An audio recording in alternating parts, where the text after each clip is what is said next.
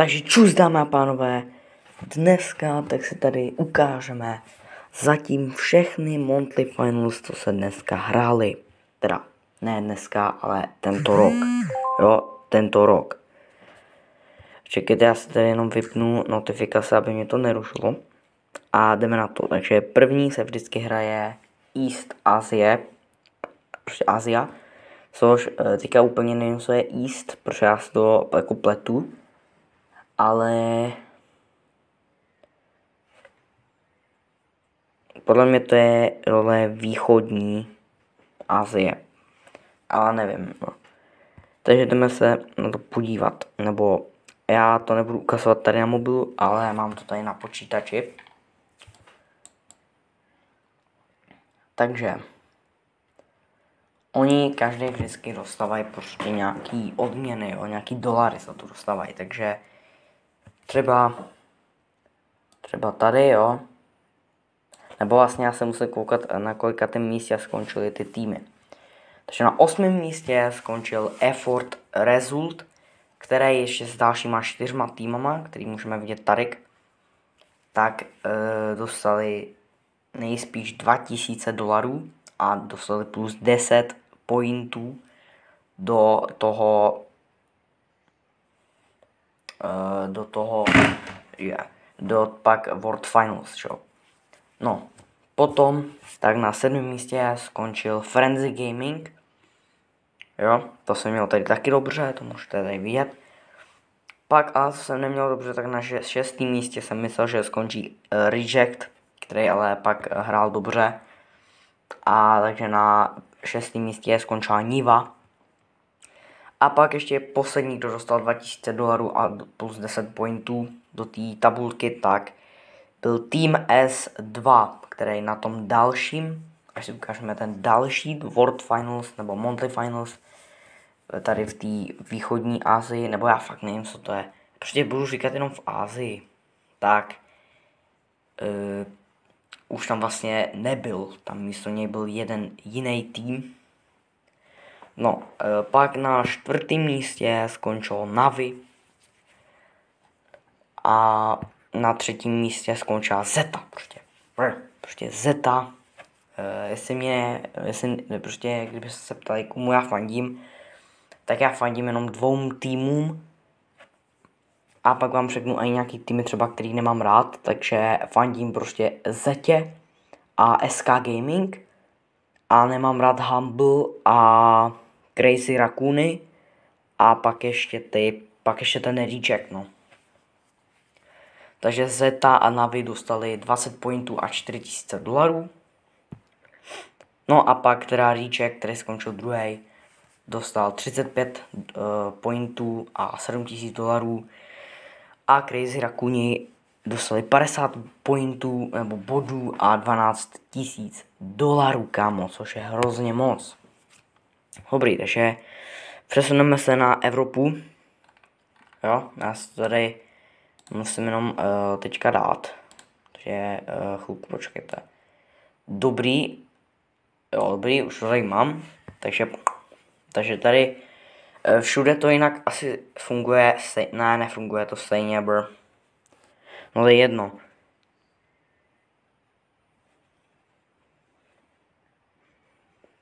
Takže tady tak, teda na 8. místě skončil tady ten tým, což ani ne, jo, to je Eclipsar Esport. Tak ten skončil na 8. místě a tady v Evropě dostanete za 8. až 5. místo 10 bodů a $3500. Pak na 7. místě skončili, úplně nevím, jestli to můžu jako říct, ale to jsou nějaký kozaky, jo. Snad teďka nedostanu ban, snad to není poslední video, co ode mě vidíte. No na 6. místě skončil Team Electros a na 5. místě skončila nějaká Papara Supermassive. A víte, co je ještě masivní? Low taper. No ne, kámo, už mě to fakt už to fakt nemám. Protože to fakt fakt už mě to to vadí, tady ten trend, vole. No, pak teda na 4. místě skončil tady ten tým, který už ani nevím, jak se jmenuje, protože on na tom dalším tak taky tam nebyl, vole. Takže zase prostě nevím, jak se to jmenuje. Takže že tenhle tým prostě jak skončil, jak prohrál s Humble, tak nevím, jak se jmenuje. A na třetím místě skončili Food Esports. A tady ten Food Esports a ještě nějaký ten neznámý, tak dostali 20 bodů a 5,5 tisíce dolarů. Takže to je jako very good. No a pak teda Humble skončil druhý, dostal zase znova 35 bodů. Ty body asi všude budou fungovat stejně, ale ty dolary ne. Protože tam oni dostali 8 tisíc dolarů a vyhrál to SK Gaming, takže vamos a cicho. A dostali 12 tisíc dolarů, takže wow. To je fakt extrémní, kámo.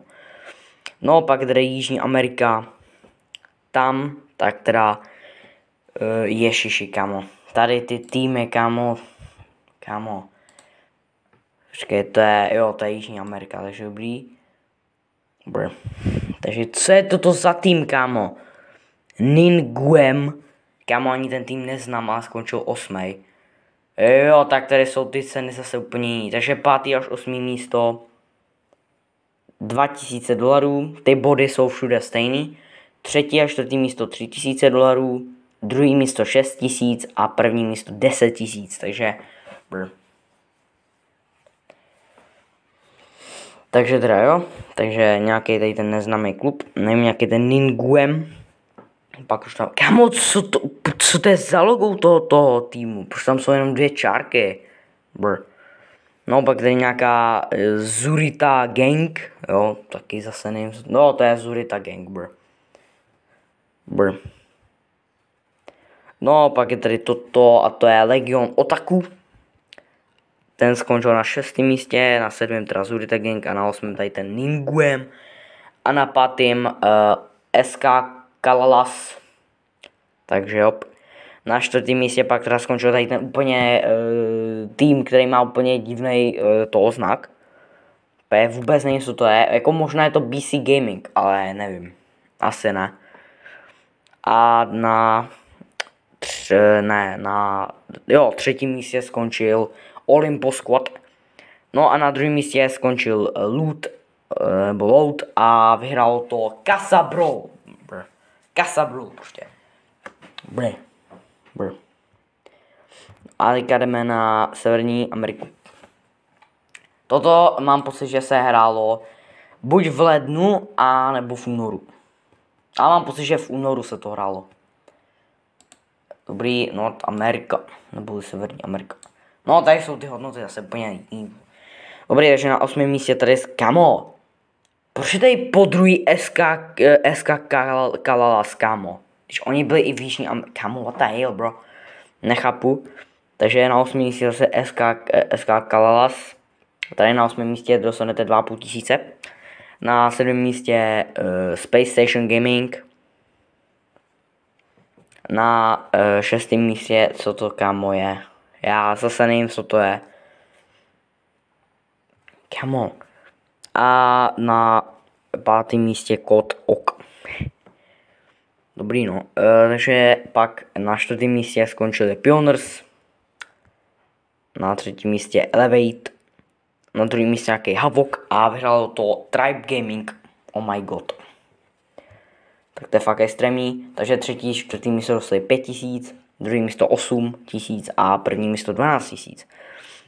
Tak a už konečně jdeme normálně do března. Aha, ono je tady celou dobu napsaný, Dobrý, takže konečně březen a to je poslední Monthly Finals, co se tento rok dohrali. Takže boom.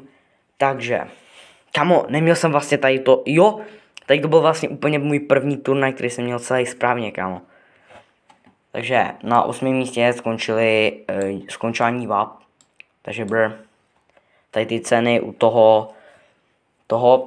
u tady těch všech už jsem vám říkal, takže jo. Takže prostě Niva skončila na 8. místě, na 7. Frenzy Gaming, na 6. Eclipsar Esport, nebo jak se jmenují, ne, Result, aha, ne, what? Aha, to je Effort Result. GG. No a na pátém místě Crazy Rakuni, takže tady to máte prostě, haha, vole. No na čtvrtém místě Rival Esports, na třetím Navi a na druhém Reject. Teď breč, kámo, breč, teďka. Nějaký ten týpek, co vypadá Geuš, kámo, tak ať brečí. A teďka brečí. A na prvním místě Zeta, takže... Prostě Zeta to vyhrála.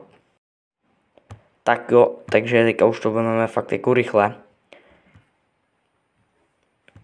Takže na 8. místě tady v Evropě tak skončilo, co to sakra je, Reverso Gaming EU. No, na 7. místě skončil Totem. Na 6. místě Experion NXT. Nevím, co to je za tým. No a na 5. místě prostě SK Gaming. Prostě, co to je? Tenhle turnaj fakt byl úplně jako I don't know what the hell, bro. Prostě nechápal jsem. Na 4. místě je Humble. Na 3. Food Esports. Na 2. Team Electros a vyhráli to Eclipsar Esport. Takže what the hell, bro.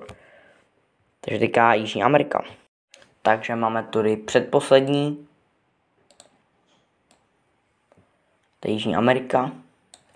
Takže na 8. místě Olympus Squad, na 7. Alguem Segura, na 6. Zurita Gang a na 5. zase Legion Otaku. No a pak na 4. Loot, na 3. Casabrol, na 2. BC Gaming a vyhráli to SK Kalalas.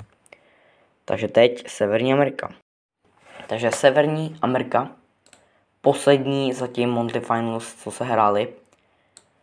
Takže na 8. místě Eternal Esports, na 7. místě Pioneers, na 6. místě STMN Esports a na 5. místě Elevate, na 4. místě Code Ok,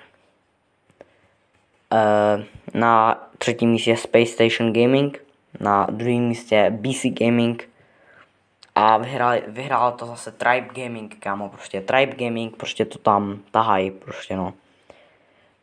Takže jo, takže tohle by bylo všechno a další teda Monty Finals se hrajou zase v té Asii, tak se to hraje 19. dubna, v Americe 20. dubna. Jo, tady jinak, vždycky tady to jde o hodinu ještě dopředu, takže tohle bude v 9 ráno, tohle bude ve 3 odpoledne, ta Jižní Amerika bude v 9 večer a 26. dubna a Severní Amerika bude 27. dubna a to v 10 večer. Takže na tady na Ameriku se nebudu koukat, ale na Evropu a Asii asi jo. Nebo, kámo, počkej, já se podívám ještě do kalendáře. Jo, takže tyhle dvě jsou sobota a neděle. A tady ty dvě jsou taky sobota a neděle, takže na Jižní Ameriku se budu koukat, ale na severní ne. Tak jo, takže to už by teda fakt bylo všechno a čusák.